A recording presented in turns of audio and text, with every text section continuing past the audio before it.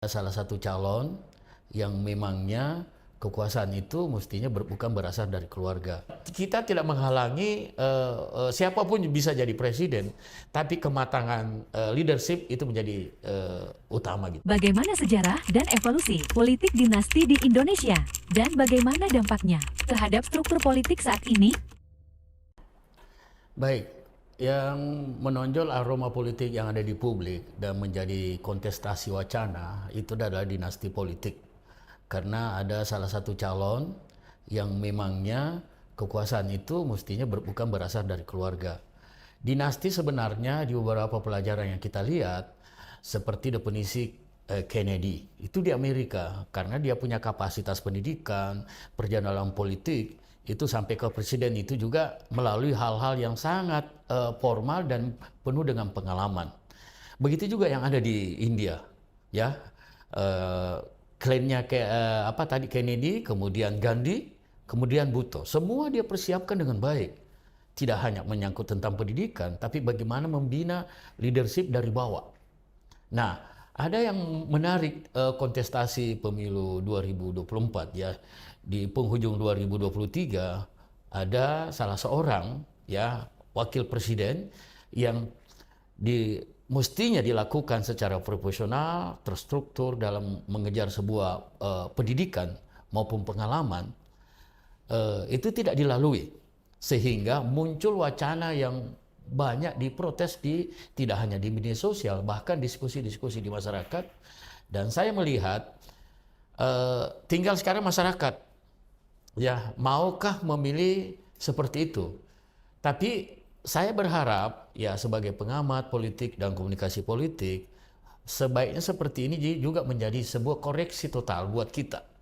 Ya, kalau mau dipersiapkan tidak hanya dari kabupaten, dari wali kota, kemudian naik ke gubernur, kemudian itu menyangkut tentang jejak rekam, kemudian menumbuhkan kapasitas dalam leadership, terutama menghadapi goncangan-goncangan politik. Ya, karena mengelola sebuah negara itu juga perlu mulai tahu tentang pemerintahan desa, kemudian kalau dia jadi bupati bagaimana, wali kota, kemudian dia jadi gubernur, bahkan jadi menteri, baru naik. Nah, kalau dia tidak punya pengalaman praktis seperti itu, akhirnya kadang-kadang kebijakan akan dilalui sesuai dengan referensi yang dia punyai. Ya, kadang-kadang juga akan merugikan rakyat. Itu yang pertama. Yang kedua, dinasti politik ini kan menyebabkan, apalagi dipaksakan, itu merusak regenerasi. Ya, kalau kita dari kampus itu kan, kalau mau jadi presiden mahasiswa, mulai dari ketua himpunan, mulai dari senat fakultas, kemudian melalang buana di beberapa pelatihan, kemudian jadi BEM. Itu terjadi kematangan politik dan kematangan leadership. Nah, kalau mau, makanya saya menghimbau, karena ini sudah menjadi sebuah tren, sekarang masyarakat kita yakinkan mana kira-kira di antara 3 calon presiden dan capres ini, mana dia punya melihat kematangan politik. Kalau kita memberi sesuatu kepada orang yang tidak berpengalaman, karena berdasarkan hubungan darah, apalagi patron klien dilakukan seperti itu akan mempengaruhi kita punya kepemimpinan. Ini bukan kepemimpinan daerah ya, bukan hanya kepemimpinan gubernur, ini kepemimpinan nasional dan internasional gitu. Kecuali kalau dia mempunyai gebrakan-gebrakan yang luar biasa, ya, gebrakan dari segi pendidikan, dari segi training maupun dari segi pengalaman leadership, memang ya sebenarnya kalau yang masih muda itu ya minimal dia seperti yang dilakukan kemarin ya. Kita mempunyai Menteri Pemuda umur 22, kepala 2 ya, kepala 3, itu nggak ada masalah karena memang Menteri Pemuda. Dan proses kaderisasi untuk kepemimpinan nasional tidak bisa instan. Karena apalagi yang kita hadapi ini negara kesatuan Republik Indonesia yang punya karakter keragaman budaya dan keragaman politik gitu. Dan saya menganggap mudah-mudahan ini pelajaran, ya saya menganggap sebagai akademisi, sebagai pengamat, pilihlah orang-orang yang mempunyai kapasitas. Saya tidak perlu menyebut namanya ya. Orang yang sudah teruji, ya, tidak hanya tingkat kabupaten, tidak hanya tingkat wali kota, tidak hanya tingkat gubernur. Karena proses pembentukan karakter leadership itu harus dimulai dari bawah gitu. Nah, terlepas dari bawah itu adalah dinasti politik yang diturunkan kepada salah satu kandidat, tapi saya melihat ini sebenarnya mencederai demokrasi.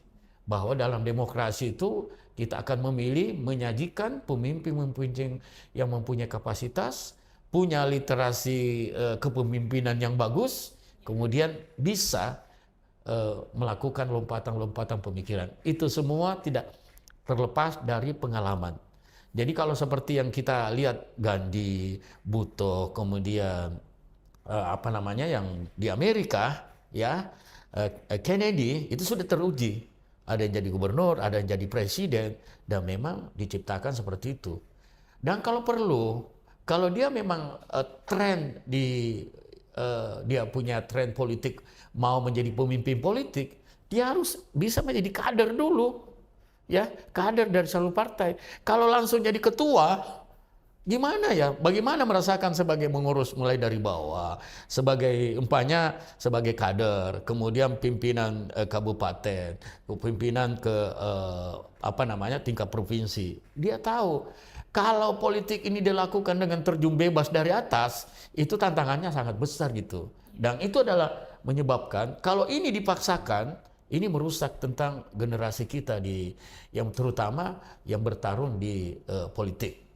Ya, kalau perlu dia malah melintang, kalau perlu dia masuk jadi politisi dulu, kenyang di DPR, naik ke DPR pusat, kemudian dia melakukan sebuah gerakan politik yang kira-kira membranding dirinya, ya, sehingga bisa menjadi seorang memang lahir dari bawah.